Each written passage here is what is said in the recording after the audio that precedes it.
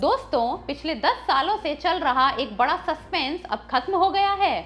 आंध्र प्रदेश को आखिरकार अपनी स्थायी और इकलौती राजधानी मिल गई है।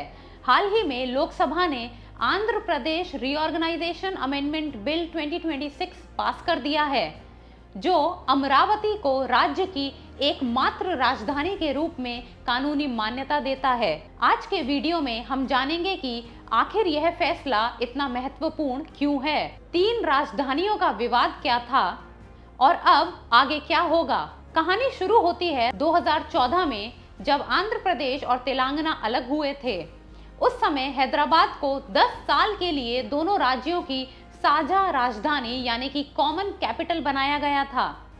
चंद्रबाबू नायडू का विजन 2014 में सीएम बनने के बाद नायडू ने अमरावती को एक ग्रीन फील्ड कैपिटल बनाने का सपना देखा। इसके लिए 33,000 एकड़ से ज़्यादा ज़मीन लैंड पूलिंग के जरिए ली गई थी। फिर आया 2019 का यू टर्न, लेकिन 2019 में सत्ता बदली और जगन मोहन रेड्डी की सरकार ने 3 कैपिटल मॉडल का प्रस्ताव रखा, यानी कि Visakhapatnam administrative capital, Amravati legislative capital और कुर्नूल जुडिशियल कैपिटल। इससे राज्य में भारी अनिश्चितता पैदा हो गई और विकास रुक गया। अब 2026 में इस नए बिल के जरिए केंद्र सरकार ने आंध्र प्रदेश रीऑर्गेनाइजेशन एक्ट 2014 के सेक्शन 5 में बदलाव किया है। कानूनी मोहर यानी कि स्टैट्यूटरी स्टेटस की बात करें तो अब अमरावती केवल एक सरकारी घोषणा नहीं, बल्कि संसद द्वारा पारित एक कानून है।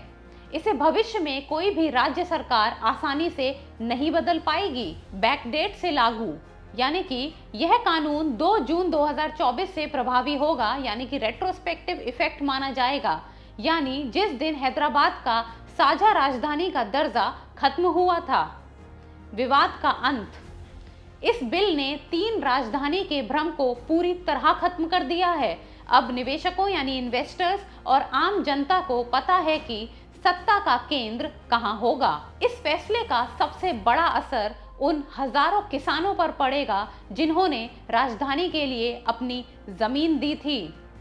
इन्वेस्टर कॉन्फिडेंस, राजधानी तय होने से अब बड़े कॉरपोरेट्स और कंपनियां आंध्र प्रदेश में निवेश करने के लिए वापस आएंगी। इंफ्रास्ट्रक्चर की बात करें तो लगभग 56,000 करोड़ के प्रोजेक्ट जो पिछले कुछ सालों से लटके हुए थे, उन्हें अब रफ्तार मिलेगी। मुख्यमंत्री चंद्रबाबू नायडू ने इसे आंध्र प्रदेश के लोगों की जीत बताया है। यह बिल न केवल एक शहर बनाने के बारे में है, बल्कि एक राज्य की पहचान और स्थिरता के बारे में है। क्या आपको लगता है कि एक ही राजधानी का फैसला आंध्र प्रदेश के विकास के लिए सही है, या 3 कैपिटल वाला विकेंद्रीकरण यानी कि डिसेंट्रलाइजेशन बेहतर था? अपनी राय कमेंट बॉक्स में जरूर बताएं। वीडियो अच्छी लगी हो तो लाइक, शेयर और सब्सक्राइब जरूर करें।